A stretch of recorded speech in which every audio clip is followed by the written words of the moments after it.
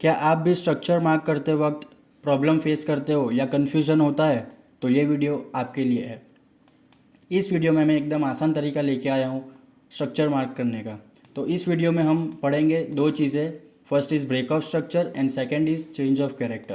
तो generally market कभी भी स्ट्रेट अप या स्ट्रेट डाउन मूव नहीं करता, हमेशा एक जिगजैग पैटर्न बना के मूव करता है। तो बस वही जिगजैग पैटर्न हमें आइडेंटिफाई करना है और उसके अकॉर्डिंग हमें break of structure and change of character mark करना है।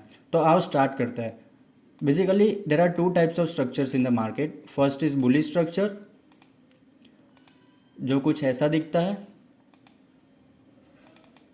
And second is bearish structure,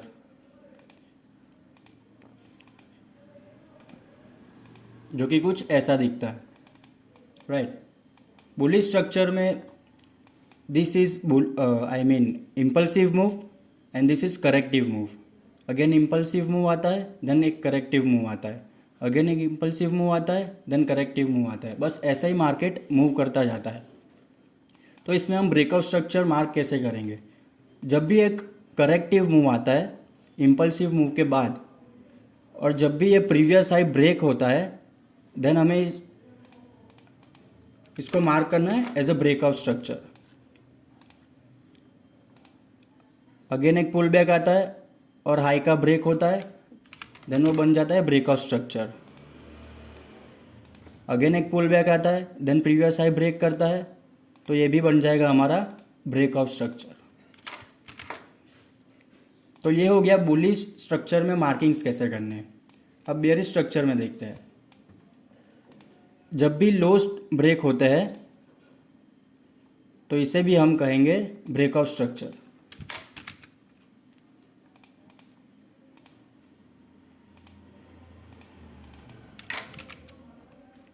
ऐसे आपको मार्क कर लेना है।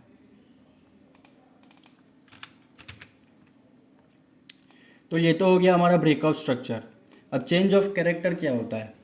जब भी एक बुलिश स्ट्रक्चर के बाद मार्केट को अपना स्ट्रक्चर शिफ्ट करना होता है, तो वो प्रीवियस लो का ब्रेक करता है।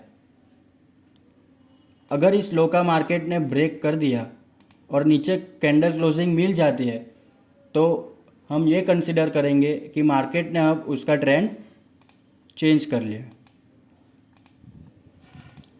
तो जब भी ये प्रीवियस लो ब्रेक होता है तो हम इसे मार्क करेंगे चेंज ऑफ कैरेक्टर,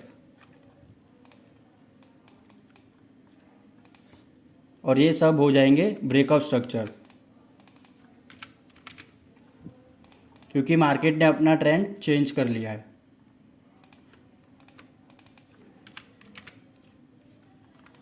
कुछ ऐसे हम मार्क कर लेंगे। अब बेयरिश स्ट्रक्चर में जब भी मार्केट को बुलिश होना होता है, तो वो सबसे पहले अपना प्रीवियस हाई ब्रेक करता है,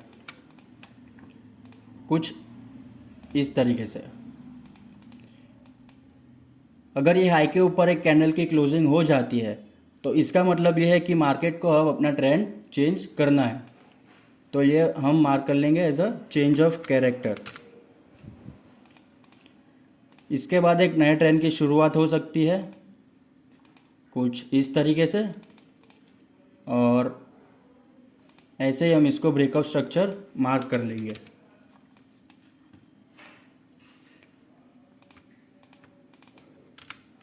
कुछ ऐसे।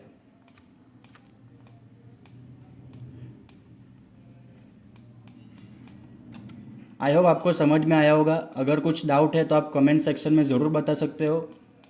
तो अब आओ एक लाइव चार्ट में एग्जांपल देखते हैं।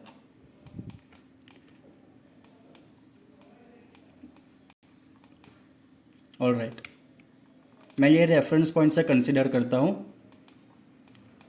तो मार्केट ने पहले एक हाई लगाया, फिर एक पुल बैक लिया, देन इस हाई का मार्केट ने इस कैंडल से ब्रेक कर दिया। तो ये हमारा हो गया ब्रेकआउट स्ट्रक्चर। और हाँ गाइस, आपको एक मेजर पुल बैक देखना है, ना कि एक छोटा सा पुल बैक। जो जो भी बड़े बड़े पुल बैक्स होते हैं वो आपको कंसिडर करने हैं। जैसे कि एक मेजर पुल बैक है, अगेन ये एक इम्पल्सिव मूव आया, देन एक करेक्टिव मूव, तो इसको भी मैं ब्रेकआउट स्ट्रक्चर मार्क कर लूँगा।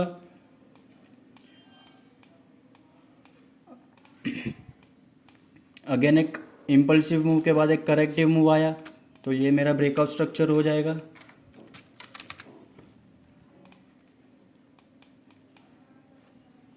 अगेन एक इम्पल्सिव मूव के बाद एक करेक्टिव मूव आया, देन एक इम्पल्सिव मूव जिसने इस हाई को ब्रेक कर दिया है तो ये मेरा हो जाएगा ब्रेकआउट स्ट्रक्चर। अब मार्केट ने क्या किया है, मार्केट ने ये जो प्रीवियस लो था उसके नीचे एक कैंडल की क्लोजिंग दे दी। इसका मतलब ये है कि मार्केट अब अपना ट्रेंड चेंज करना चाहता है, तो इसको हम कंसिडर करेंगे change of character. Change of character हो गया, फिर एक इम्पल्सिव मूव आया, एक करेक्टिव। मार्केट ने लो लगाया और उस लो का ब्रेक कर दिया, तो इसको हम कंसिडर करेंगे ब्रेकआउट स्ट्रक्चर। ऐसे ही मार्केट ने ये लो का ब्रेक किया, बट क्या ये लो ब्रेक किया क्या? नहीं किया। मार्केट ने बल्कि ये हाई ब्रेक कर दिया, तो इसको हम बोलेंगे चेंज ऑफ कैरेक्टर। ऐसे ही बस हमें स्ट्रक्चर मार्किंग करने हैं, और अगर आप एक बिगिनर हो तो मैं रेकमेंड करूँगा कि आप हायर टाइम फ्रेम यूज़ करें।